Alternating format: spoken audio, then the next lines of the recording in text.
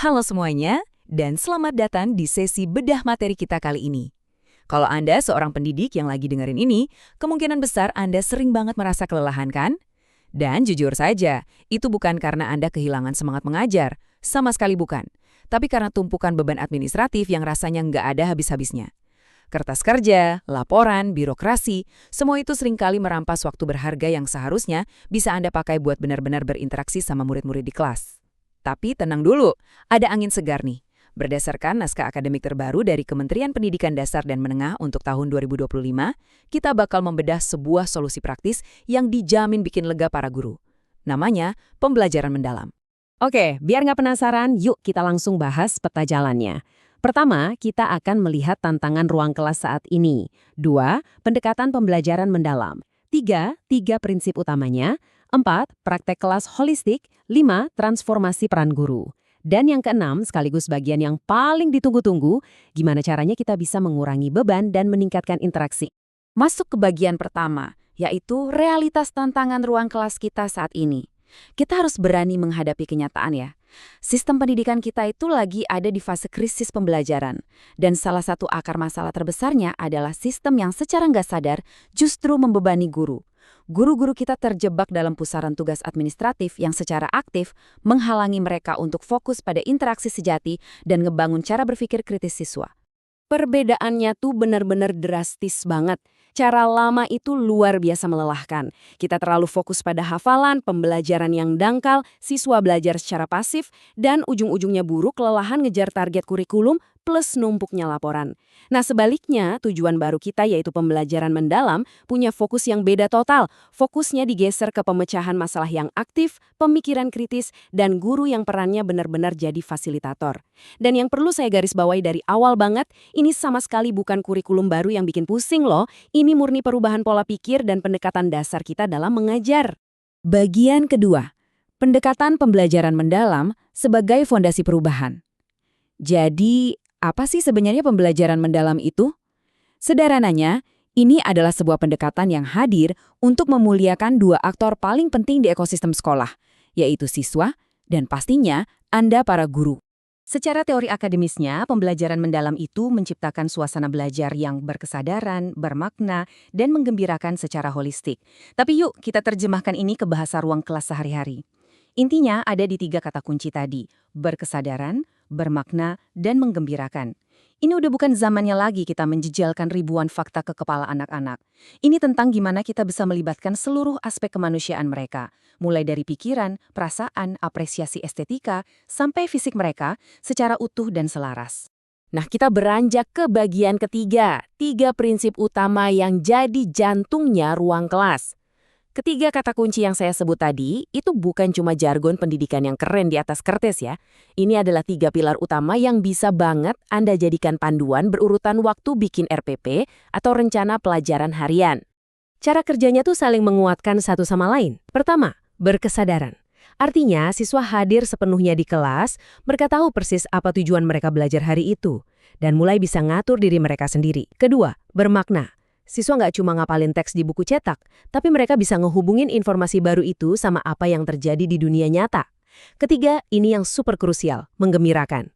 Kalau lingkungan belajar itu aman, bebas dari rasa takut salah, dan penuh emosi positif, otomatis rasa ingin tahu dan motivasi intrinsik dari dalam diri anak bakal meledak. Hasilnya, retensi ilmu mereka bakal ningkat tajam tanpa perlu kita paksa-paksa.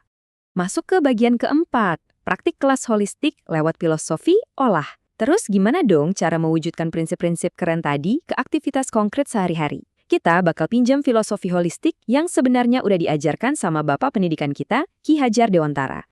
Nah, filosofi tingkat tinggi ini sebenarnya gampang banget diaplikasikan langsung di kelas Anda besok. Misalnya, olah pikir. Ini bukan berarti guru ceramah satu arah di depan kelas ya. Coba deh, kasih tantangan nyata, kayak minta anak-anak ngitung anggaran buat pentas seni sekolah. Terus, olah hati. Ini bisa berupa proyek penggalangan dana atau sekedar sesi ngobrol di mana anak-anak merefleksikan rasa empati dan tanggung jawab moral buat teman mereka yang lagi kesusahan. Kalau olah rasa, ajak aja mereka bikin proyek seni dari daur ulah sampah buat mempercantik kelas. Jadi mereka belajar apresiasi keindahan sekaligus harmoni sosial. Terakhir, olahraga buat mastiin ketangguhan mental dan fisik lewat permainan kerjasama tim. Benar-benar pendidikan yang membentuk manusia seutuhnya kan?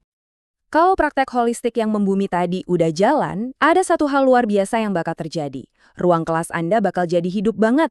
Pembelajaran itu digerakkan sama rasa ingin tahu alami anak-anak, ditambah kolaborasi yang erat. Anda bisa mulai pakai kelompok-kelompok kecil, bikin proyek bareng, dan ngasih kebebasan buat siswa ngeksplorasi ide yang kompleks di lingkungan yang aman. Mereka nggak lagi cuma duduk diem dengerin, mereka lagi sibuk membangun pengetahuannya sendiri. Bagian kelima, transformasi peran guru. Tentu aja, kalau siswanya udah berubah jadi pembelajar aktif, peran Anda di ruang kelas juga wajib ikut berevolusi. Anda udah nggak perlu lagi jadi satu-satunya sumber kebenaran absolut yang berdiri di depan kelas bacain buku teks. Anda sekarang punya 3 peran baru yang dampaknya jauh lebih besar. Pertama, sebagai aktivator. Di sini Anda harus nahan godaan buat langsung nyuapin jawaban ke anak. Pancing dong dengan pertanyaan tajam yang maksa mereka mikir lebih kritis. Kedua, pembangun budaya. Anda yang bertugas mastiin ruang kelas itu aman secara psikologis, jadi anak nggak akan pernah takut ditertawakan kalau mereka berpendapat atau bikin salah. Dan ketiga, kolaborator. Anda ngasih umpan balik 2 arah secara konstan, plus bermitra sama orang tua dan lingkungan sekitar buat memperkaya pengalaman belajar anak di luar sekolah. Nah, akhirnya kita sampai di bagian ke-6. Kurangi beban, tingkatkan interaksi lewat dukungan sistemik. Saya tahu banget apa yang terlintas di pikiran Anda sekarang. Wah, kedengarannya sih ideal banget.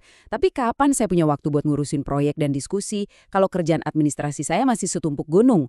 Dan disinilah inovasi kebijakannya benar-benar terasa. Sistem pendidikannya itu sendiri sekarang lagi dirombak buat mendukung Anda. Bayangkan sebuah piramida struktur pendidikan, tapi posisinya dibalik. Dulu guru itu ada di posisi paling bawah kan, sering banget tertindih tuntutan dari kepala sekolah, Pemda, sampai kementerian. Sekarang modelnya dibalik total, guru ditaruh di posisi puncak. Seluruh struktur birokrasi di bawahnya, dari kepala sekolah sampai pemerintah pusat, fungsinya sekarang jadi penyokong. Tugas utama sistem adalah memfasilitasi dan menyingkirkan hambatan supaya kerjaan Anda di ruang kelas jadi jauh lebih gampang. Dan coba denger ini. Ini adalah kebijakan yang paling ditunggu-tunggu dan super melegakan. Aturan kaku soal wajib mengajar 24 jam tatap muka, itu sekarang diredefinisi secara cerdas.